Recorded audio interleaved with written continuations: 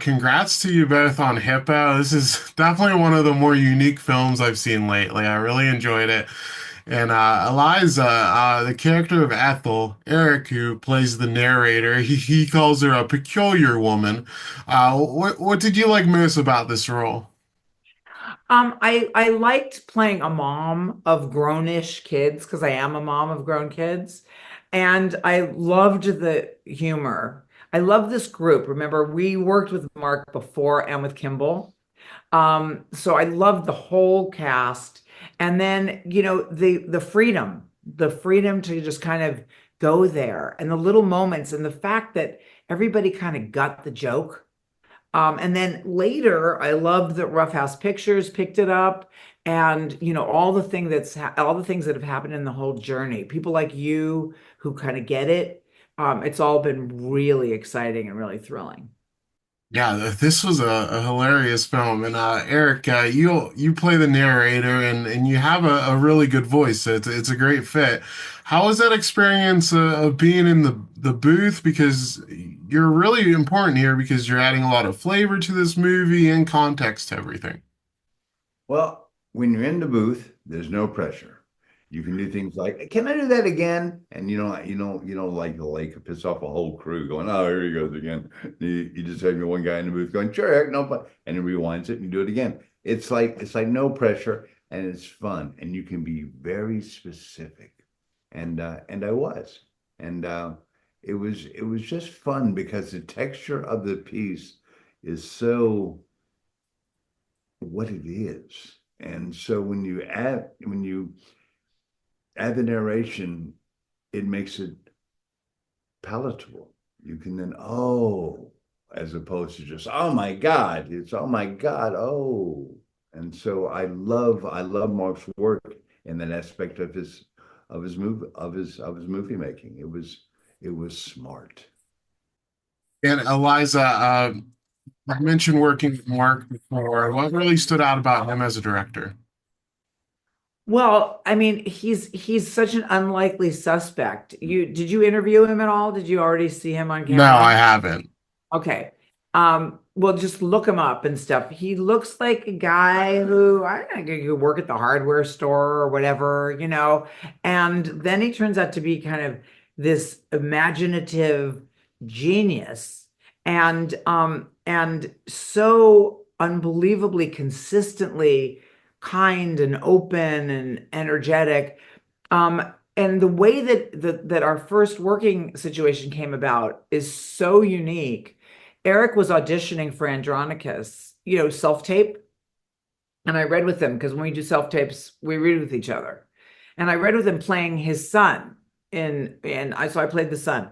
And when Mark called our agent to cast Eric as the dad, he said, "Oh, by the way, who was reading with him? Because she was really great. I mean, she was playing the son, but she was great." And Peter says, "Probably his wife, Eliza." And then Mark cast me as his wife in Andronicus, which, if you see Andronicus, is a huge role. It wasn't like an incidental little thing. Oh no, it's a big deal. Thus began this little repertory company that we have going on here. And I mean, that is a pretty rare how you got apart kind of situation. And that led to Hippo. I felt like in the role as Ethel, I was sending a message about behind closed doors, you never know what's going on, but we have to care about each other. If mental illness is really an illness, then it's a pandemic because everybody's got some form of it. I'd rather just say we all are who we are, and there are various conditions, and everybody could use each other's support. So I don't think of this as these people as being particularly crazy. I think of them as being more typically crazy. Ah. That's a very good way to describe them. I like that for sure. And Eric, you're saying some wild stuff in the narration. First off, as a video game fan, it is wild hearing you say body harvest so many times for the N64. But like you're talking about this kid masturbating with a hippo, and how is it reading some of that stuff? Because like it gets pretty weird. Well, it gave me a part of my of my vocabulary I didn't have until then. I think what I love about I'm glad you brought that up about Eric doing that was he was completely non-judgmental. He just told the story and never got in the way of the story with there was no, can you believe it? Or isn't that weird? And I don't even know how you did that. I mean, it was just one of those moments where something overtakes you and you just know where to go. No, it's just so extreme a story and so extreme a narration You play that you against it. can't hit it on the head. You have to play it like it's talking about weather. You can't play it like it's talking about what it's talking about, or you'll never get through it. That's wonderfully put. And Eliza, I wanted to ask you about working with Kimble Farley because he's fantastic in this lead role here as the titular character. Um, he's just this really angsty teenager. What stood out about working with him? Well, I mean, he's so much more than what we wish angsty teenagers were, because angsty teenagers, you're right, are really a danger to themselves and others, and I mean, can be. And Kimball is couldn't be less like that. That's what cracks me up. And I know his parents, so it's not an act. When we did Andronicus, he was willing to be one of the earmarks of a really great actor is being willing to be disliked. There was almost nothing likable about his character in Andronicus, and there was really almost nothing likable about his character in Hippo. And he completely embraced it and went for it. He did an incredible thing that we actually instruct some of our actors when we're coaching to do, which is stating the absurd as if it's very reasonable.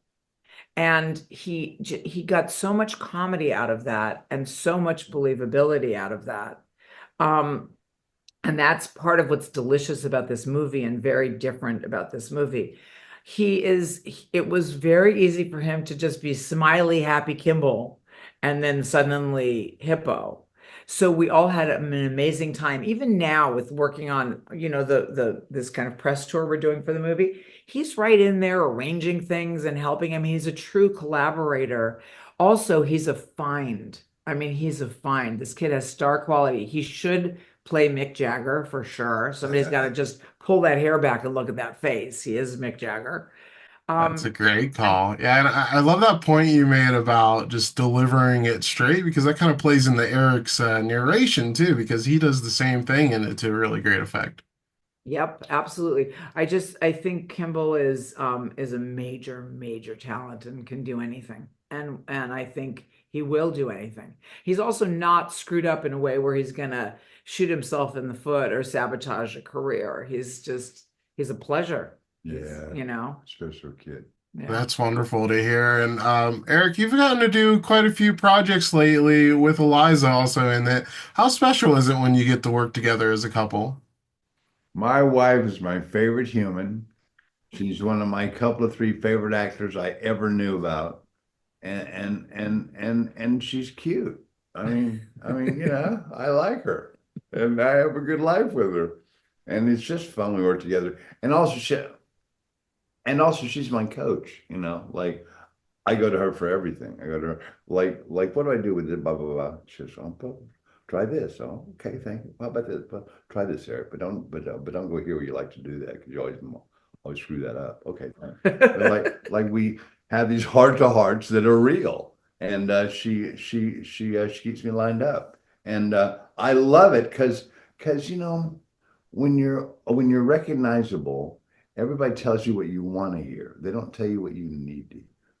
And my wife's always been a need to hear. So yeah, we have a great thing.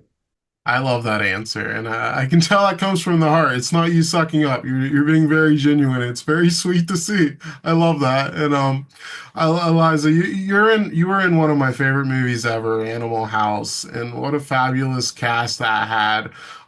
Could you guys tell at the time that you were making something special, or did it take you all by surprise that it's still so beloved, like 40 years later? Yeah. What a great question. No, we could not tell. I had done Schlock for John Landis when I was like 17 years old, and I knew John had an His energy and first a movie, Schlock. yeah, and a determination. Well, he did a lot of Gumby movies with Pokey and Gumby, Yep, they were but shorts. yeah, well, they were less than shorts.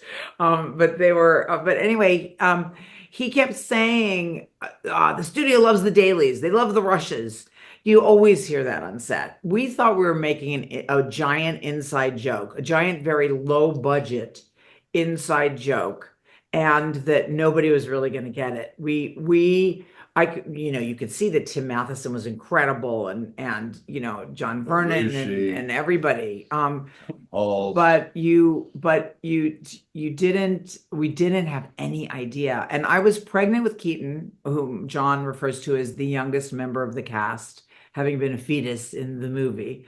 I had morning sickness all day long. So when I see the movie, I get a little nauseous, to be honest with you, because it's all flashback. We didn't know, and we were stunned.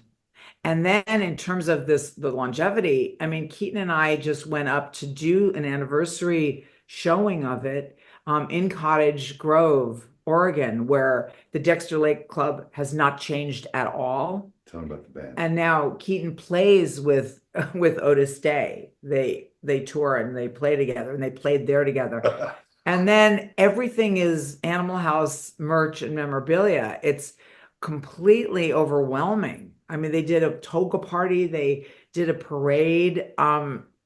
It just That was for the 40th anniversary. yeah, Yeah. it's why. And look at you, you're a kid and you love this movie. Yeah. It was completely and totally unexpected. And what a treat that is. Oh my God, how Yeah, often is that? that's incredible. I love that you referred to him as the youngest member. That's really cute, and that's such a cool origin story to be, part of that film as a fetus. That's incredible. Yeah, he And wears a Keaton shirt. That's Keaton's merch. uh, I love that. That's wonderful. Ton. Yeah. And Eric, you released your memoir recently, Runaway Train, and the response has been so great. How rewarding has it been, really, opening up and seeing all this positive feedback of people really being touched by your story and really recommending your book? I'm going to be very honest with you. It's the biggest ego trip I've ever had. And I wrote a book and people are buying it. It blows my mind. It was very hard to write. It took me 2 full years. I'm not a writer. I I did have a guide, and I had her and my in-house editor, who would say things to me like, "You're embellishing." I said, "What do you mean?"